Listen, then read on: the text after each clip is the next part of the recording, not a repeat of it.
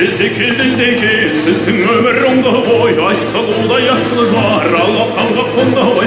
Ай жеңіш балалар, отбасына толды ғой. Ай жездеке,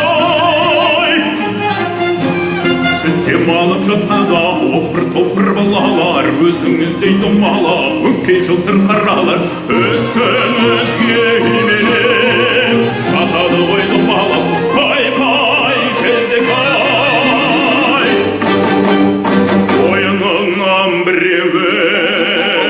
Қонышыңнан біреуін, балағыңнан біреуін, тамағыңнан біреуін.